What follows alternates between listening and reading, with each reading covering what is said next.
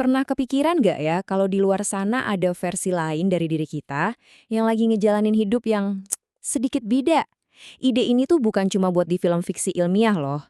Dalam pembahasan kita kali ini, kita akan coba bedah buku The Hidden Reality karya Brian Greene dan menjelajahi kemungkinan yang bikin merinding bahwa alam semesta kita ini mungkin cuma satu dari sekian banyak. Brian Greene itu ngajak kita ngebayangin sesuatu yang mungkin kita semua pernah alamin waktu kecil. Coba bayangin, Anda berdiri di antara dua cermin yang saling berhadapan. Anda bakal lihat pantulan diri Anda sendiri berjejer seolah-olah nggak ada habisnya. Nah, setiap pantulan itu seakan-akan jadi dunia paralel, sebuah fantasi yang rasanya nyata banget. Nah, pertanyaan inilah yang mengubah segalanya. Gimana kalau itu bukan fantasi sama sekali? Gimana kalau justru sains modern menunjukkan bahwa realitas kita ini jauh-jauh lebih besar dari yang pernah kita bayangin? Oke, sebelum kita jauh-jauh nyari alam semesta lain, kita mesti tahu dulu dong batas alam semesta kita sendiri itu di mana. Jadi, dunia yang kita tinggali ini sebenarnya seluas apa dan di mana ujungnya? Jadi gini, batas pandangan kita ke kosmos itu bukan soal teleskop kita kurang canggih. Bayangin aja kita lagi di tengah laut pas malam-malam. Kita cuma bisa lihat kapal-kapal yang cahayanya udah sampai ke mata kita kan? Alam semesta juga gitu. Karena usianya terbatas, sekitar 13,7 miliar tahun, cahaya dari galaksi yang jauh banget di sana belum punya waktu buat sampai ke kita. Batas inilah yang kita sebut cakrawala kosmik. Jadi, seberapa jauh sih itu? Jawabannya sekitar 41 miliar tahun cahaya ke segala arah. Angka yang gila banget kan? Tapi ingat ya, ini baru gelembung yang bisa kita lihat. Terus apa yang ada di luarnya? Nah, dari sinilah semuanya mulai jadi aneh. Jenis multiverse pertama yang disebut multiverse berlapis itu nggak datang dari fisika yang ribet-ribet loh, tapi dari logika yang super simple yang konsekuensinya luar biasa. Logikanya tuh gini. Pertama, ada kemungkinan besar kalau ruang angkasa itu tak terhingga, jalan terus aja nggak ada ujungnya. Kedua, walau ruangnya nggak terbatas, jumlah cara partikel bisa nyusun diri di dalamnya itu ternyata terbatas. Para fisikawan bahkan udah ngitung loh, jumlah kemungkinan susunan partikel di gelembung kosmik kita itu adalah 10⁻10⁻122, angka yang lebih gede dari jumlah atom di alam semesta kita. Gila. Tapi yang paling penting dari angka ini adalah sebesar apapun dia tetap terbatas. Ada ujungnya. Nah, ini dia kesimpulan yang bikin merinding. Kalau ruangnya tak terbatas, tapi susunannya terbatas, ya pengolangan itu pasti terjadi.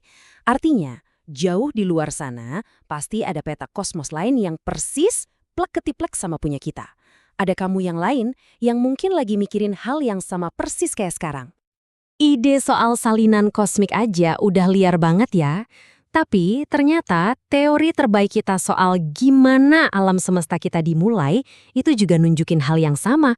Kita ini nggak sendirian. Oke, ini kayak kilas balik super cepat ke detik-detik pertama alam semesta kita. Nah, coba deh perhatiin periode yang namanya inflasi. Itu kejadiannya cepat banget dalam sepersekian detik pertama, tapi dampaknya ngebentuk seluruh kosmos yang kita kenal. Jadi, inflasi kosmik itu apa sih? Bayangin aja ledakan ekspansi yang dahsyat dan super duper cepat. Dalam sekejap mata, ruang angkasa itu kayak ditarik melar secara eksponensial, jadi mulus banget, ngapus semua kerutan awal. Teori inilah yang paling pas ngejelasin kenapa alam semesta kita kelihatannya kayak sekarang. Bayangin inflasi ini kayak lautan energi yang mendidih dan terus ngembang. Nah, menurut teori ini, alam semesta kita itu lahir pas ada satu area kecil dari lautan itu yang tiba-tiba mendingin atau membeku, jadi melambat, dan akhirnya ngebentuk gelembung realitas yang stabil, ya tempat kita tinggal sekarang.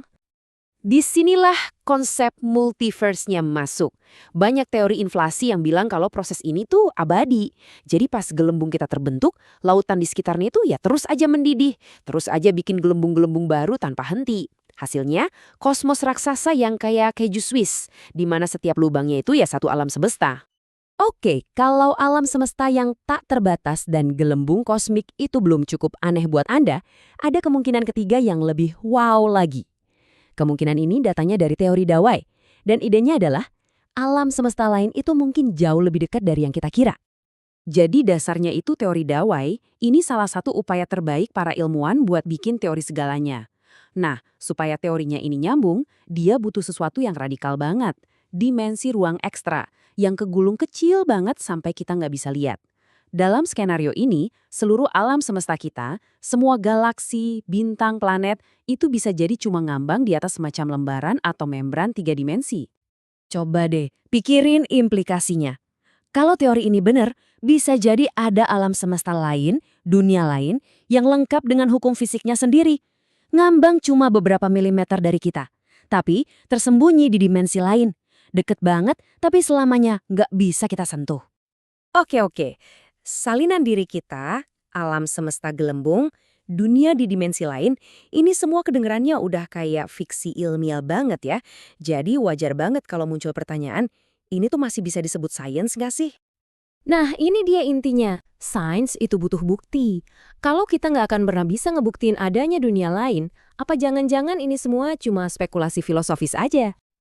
Jawabannya mungkin bisa. Para ilmuwan tuh nggak cuma ngelamun, mereka beneran lagi berburu. Mereka mindai cahaya sisa Big Bang buat nyari semacam memar kosmik, bekas tabrakan antar alam semesta gelembung. Mereka juga ngancurin partikel di akselerator kayak LHC, berharap ada sedikit energi yang bocor ke dimensi lain. Emang susah banget, tapi bukan berarti mustahil. Pada akhirnya, sejarah sains ngajarin kita satu hal. Realitas itu seringkali jauh lebih aneh dari yang kita kira. Mungkin aja dunia yang kita alami ini cuma satu halaman dari buku kosmik yang tebelnya tak terhingga. Jadi, pertanyaan terakhirnya bukan cuma apakah ada alam semesta lain, tapi di antara semua versi diri Anda yang tak terhingga itu, yang mana Anda yang asli?